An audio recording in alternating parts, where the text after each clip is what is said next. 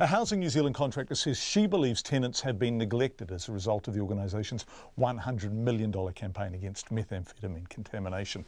Speaking to Checkpoint on the condition of anonymity, the contractor says she's at a loss as to why Housing New Zealand spent so much money on a perceived threat, but not on real threats to people's health, especially children.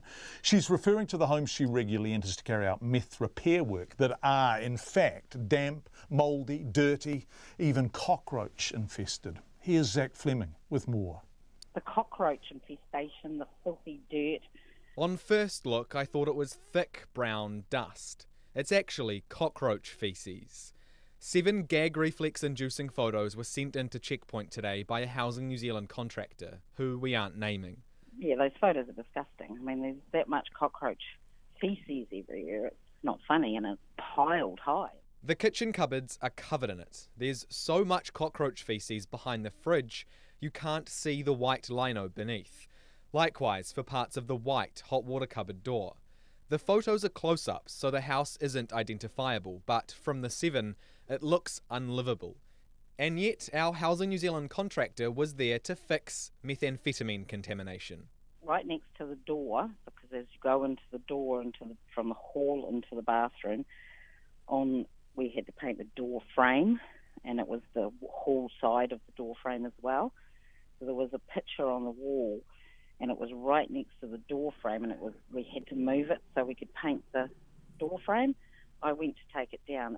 All these cockroaches just fell on me, and the cockroach feces was just coming out. It was just so caked in behind this photo. It was not funny, and I screamed and like, ugh.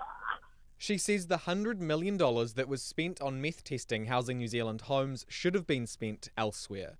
She was at the cockroach-infested home to paint the bathroom.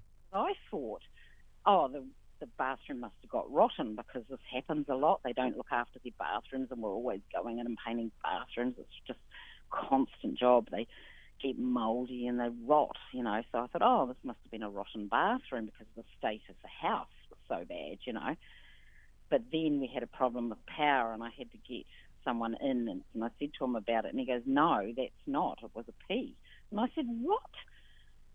I said, you're kidding me. I said, they're fixing this up, but what about all that? What about all this filth? He goes, yeah, I know. And I said, well, what are they going to do about it? And he said, look, I'm sick of it too. It's not okay, And it was like, how an insane thing can you do is have work on a bathroom that could have been harmed, but there's no proof to it, obviously, and now they're saying, well, it wouldn't have been. And yet they're letting these people live, children, in a home with that much filth and the cockroach feces everywhere. Her outrage is obvious, but she says this kind of situation is actually fairly common today.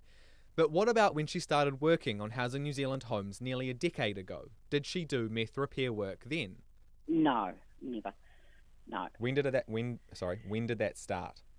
Well, prior to that, I do private work as well as Housing New Zealand work, and so the Housing New Zealand work probably would have been 50% of my work.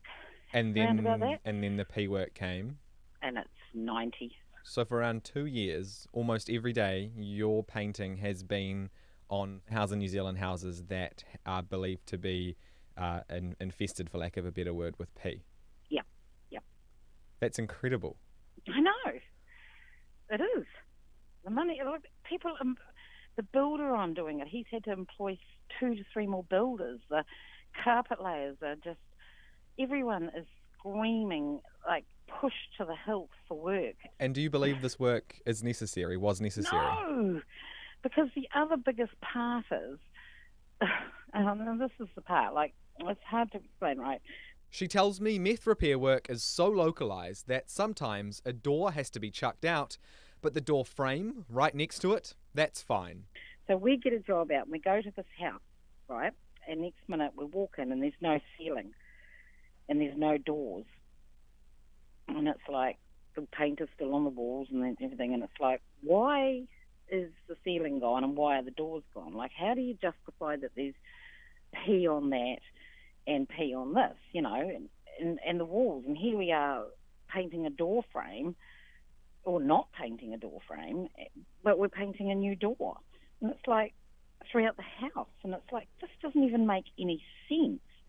We're trying to interview the CEO of Housing New Zealand about this, but he's refusing to be interviewed, and his communications team has instead directed us to a written statement published on the website. What do you think about that? Do you think that he should be accountable for Housing New Zealand's decisions to pay all of this money for all of this pee testing? Well, of course. Somebody needs to be accountable. I mean, now, what did they say? 100 million's been spent on pee. Well, 100 million could have got a long way of cleaning these houses up and getting them inhabitable. Housing New Zealand says its CEO, Andrew McKenzie, has no obligation to front for an interview. For Checkpoint, Zach Fleming. Yes, we made 3 requests to Housing New Zealand today for interviews, and they declined all of them.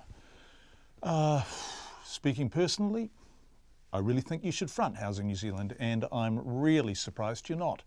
In a statement, the Housing Minister, Phil Twyford, says he can't reverse the mistakes of the past government. He says the government has no plans to compensate tenants, and any concerned tenants should contact Housing New Zealand. We'll continue to contact Housing New Zealand. We will ask them for an interview every day until they say yes.